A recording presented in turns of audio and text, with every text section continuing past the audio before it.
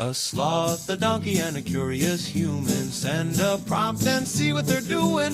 One hits record with a question on his mind. Two brothers pick it up, see what they find. Corn takes his time, Herman's got the facts. Back and forth, they never hold back. My weird prompts, come on in, that's where we begin. My weird prompts, glad you're here.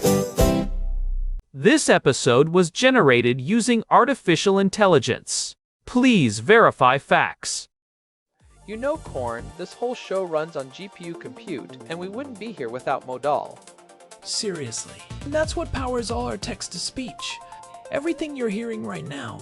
They're an AI infrastructure platform. Developers use them to run GPU workloads in the cloud with zero infrastructure headaches. If you're building anything with AI, check them out. Modal.com. You know that specific cold spike of adrenaline that hits the back of your neck when you see a tiny hand reach for something that is definitely not a toy? It is a universal parent experience. 1 second you're checking an email, and the next your 8-month-old is making a tactical crawl toward a discarded vitamin water bottle like it is the Holy Grail. There is that frantic lunging dive across the rug, the desperate no, and the inevitable struggle as you try to pry a crinkling piece of plastic out of a surprisingly strong grip. We are diving into that chaos today because Hannah sent us a fascinating prompt about this exact struggle. By the way, today's episode is powered by Google Gemini 3 Flash. Herman Poppleberry, I think we have all been in that defensive crouch lately, right? It is the transition from a stationary observer to a mobile seeker of chaos. Once they start crawling, the entire geography of your home changes.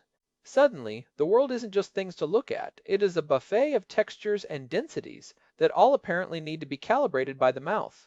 Well, I promised I would read what Hannah wrote to us, so here is the situation. She says, I have another parenting topic for y'all today, one that has been on our minds constantly of late. Our baby, like all babies, puts absolutely everything in his mouth, and now that he's crawling, it's become a real battle trying to keep dangerous things out of his mouth.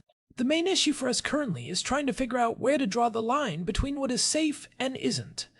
Daniel leans towards toys only, as in things explicitly meant for babies. I lean more towards, if it's not chokeable or toxic, then it's probably fine. I probably spend a lot more of the day wrestling with this than Daniel, so I guess I adopted more of a choose your battles mentality.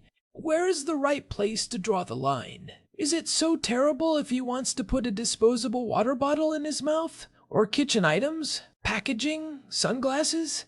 Obviously anything electronic, especially with button batteries, is off limits. But where do we draw the line so that Ezra is safe, but we're not spending every second of the day taking things away from him? That is such a relatable tension.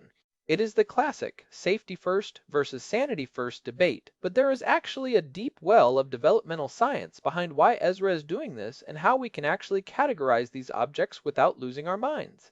It really feels like a systems design problem. You have a high-speed data acquisition unit, the baby moving through an environment filled with unauthorized peripherals. Daniel wants a closed ecosystem, like an iPhone, where only Apple-approved toys are allowed.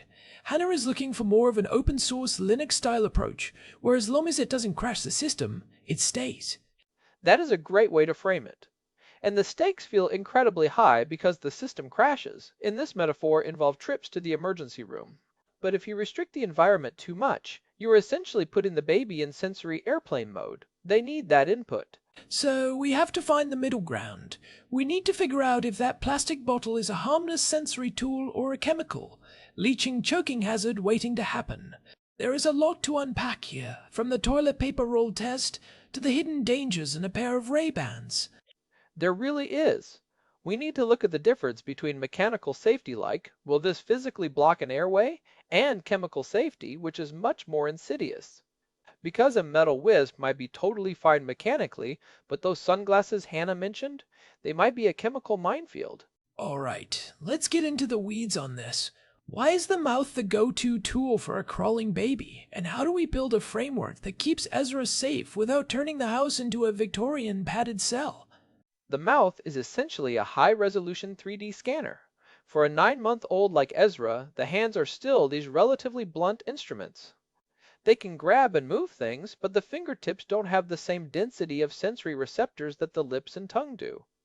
When he puts a cold metal whisk in his mouth, he is downloading data about thermal conductivity, precise surface texture, and structural rigidity that he just can't get from poking it with a finger.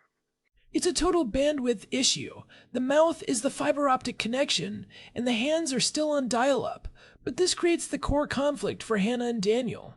If you only allow official baby toys, you're basically limiting the data stream to rounded plastic and soft silicone. It's safe, sure, but it's a very curated, sanitized version of the world. And that's where the sensory deprivation risk comes in. If a baby only ever touches baby-safe materials, they aren't learning how the rest of the physical world works. But then you look at the other side of the line, the non-toy objects Hannah mentioned, like disposable water bottles or sunglasses. Those aren't just unauthorized peripherals. They have completely different risk profiles that weren't engineered for a tiny human's digestive tract or airway. Right. Because a toy designer at least pretends to care if a part snaps off. The person who designed a pair of cheap aviators was definitely not thinking, is this screw tasty and secure? So the risk isn't uniform. A silicone spatula is one thing, but a crinkly water bottle or a pair of sunglasses is a whole different level of mechanical and chemical complexity. We have to move past the everything is dangerous versus nothing is dangerous binary. We need a way to calculate the actual risk of these specific objects.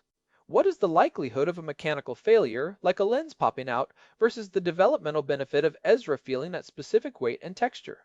If we can't balance safe enough with developmentally necessary, we're either going to end up in the ER or with a very bored baby and two very exhausted parents.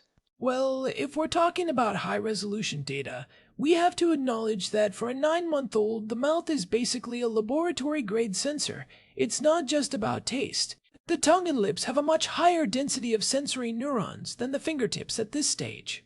When Ezra pops a metal whisk in there, he's not trying to eat it. He's measuring the precise thermal conductivity of stainless steel versus the ambient air. He's feeling the mechanical resistance of the wires. It's a literal 3D scan of the environment. It's sophisticated, but it's also where the mechanical safety issues get real. Everyone talks about the choke tube or the toilet paper roll test. If it fits through the tube, it's a no-go. And that's a great baseline for spherical or compact objects, but it fails to account for geometry and leverage. A baby's jaw strength at 9 months is surprisingly high. They can apply enough localized pressure to snap thin, brittle plastics that would pass a simple size test. So you have to look at the failure modes. Does this object have a snap-off point?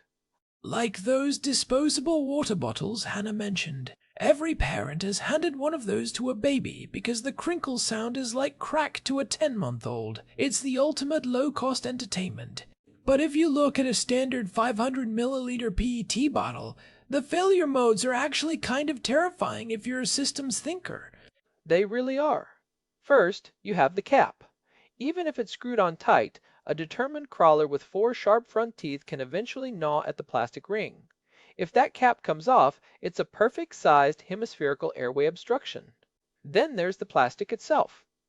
Those ultralight eco bottles are designed to use as little material as possible, which means the plastic is incredibly thin.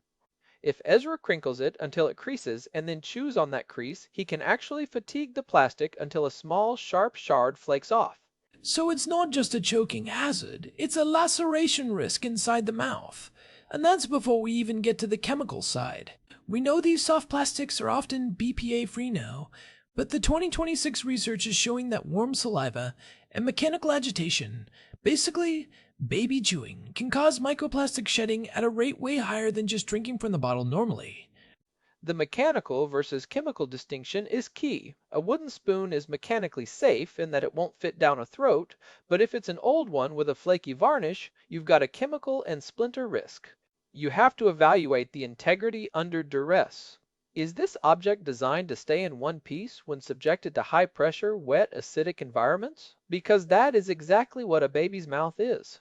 It really is. A baby's mouth is basically a high-stress testing chamber for consumer goods. Which brings us back to Hannah's dilemma.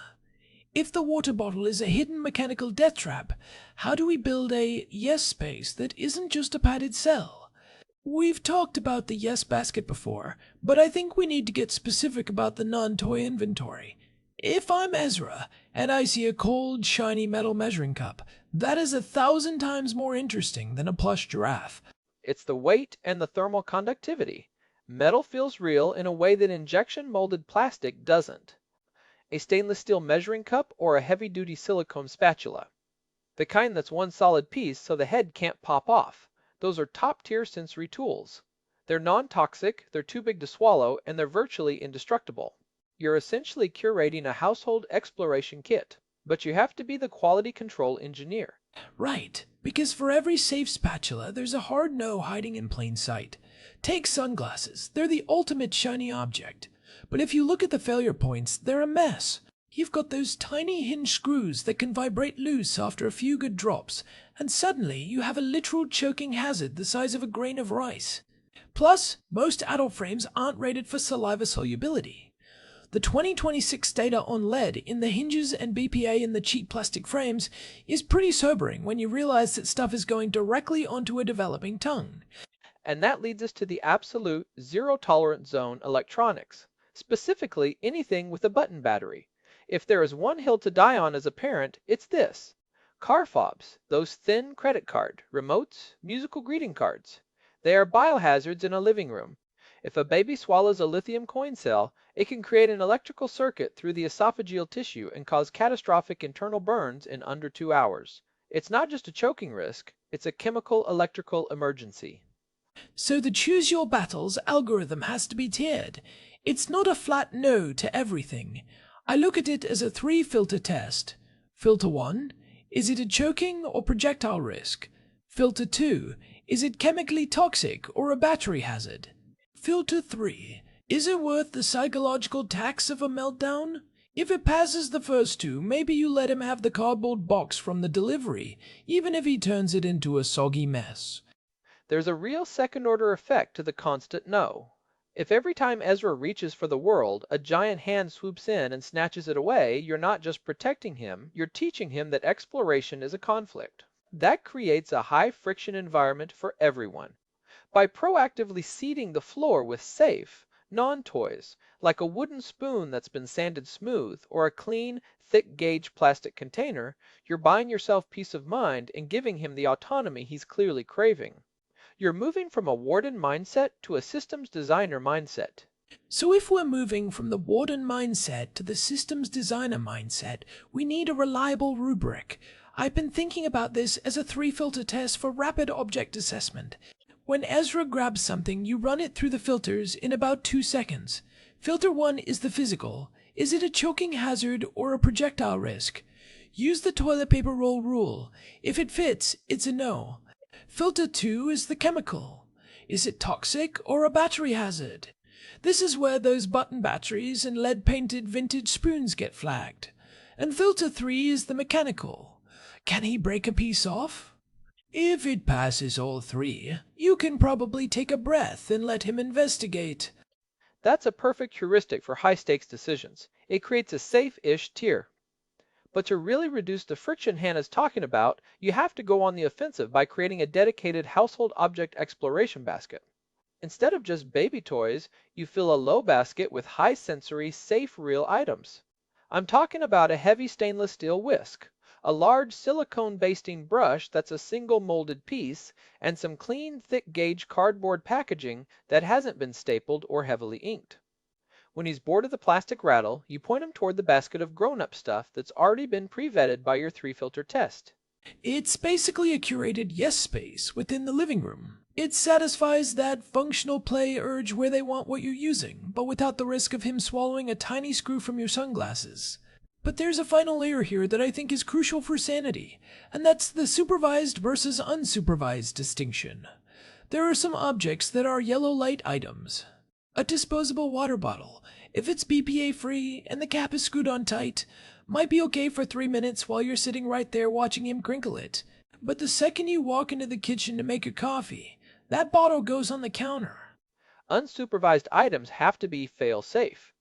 If Ezra is in his playpen or a gated area while you're distracted, everything within reach must be a green light object, 0 chance of choking, 0 toxicity. But when you're actively engaging with him on the floor, you can introduce those yellow light items, like a clean remote with the batteries taped shut or a set of dull, oversized keys.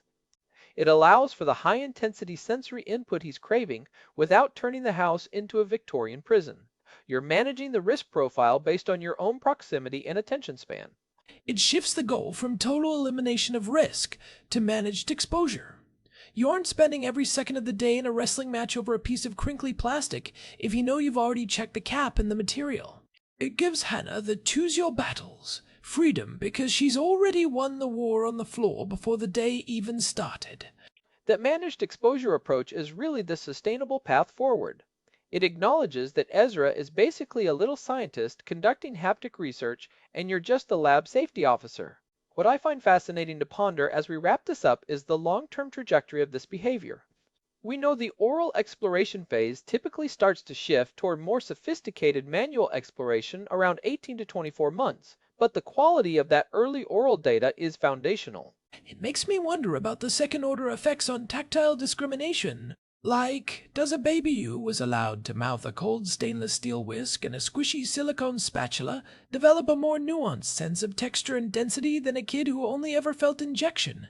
Molded plastic? There's some evidence suggesting that high-intensity sensory input in infancy actually primes the brain for better fine motor control later on, because the mapping of the physical world is so much more detailed. It's a compelling thought. If you think of the mouth as the high-resolution scanner, once the hands catch up in terms of dexterity, they're working with a much richer database of what heavy or cold or textured actually feels like. So, Hannah, by choosing these battles and letting him explore the safe household items, you might actually be giving his brain a head start on understanding the physical properties of the world. Or at the very least, you're saving yourself from 300 daily wrestling matches over a water bottle, which, honestly, is a massive developmental win for the parent's sanity. This has been a great dive into the science of the everything in the mouth phase. If you're out there navigating the chaos of parenting and want the technical breakdown of why your living room looks like a disaster zone, that's what we're here for. Thanks as always to our producer, Hilbert Flumingtop, for keeping the gears turning.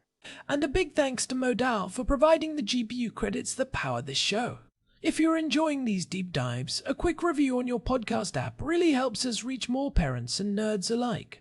This has been My Weird Props. We'll see you next time. Catch you later. This episode was produced using Google Gemini 3 Flash, text-to-speech by Chatterbox. Thanks for listening to our show, My Weird Prompts, where our thoughts go from slow takes to facts on cue. We change and follow through. My weird prompts, that's the flows from sloth, from man, from long-eared host. My weird prompts, until next time, stay curious, keep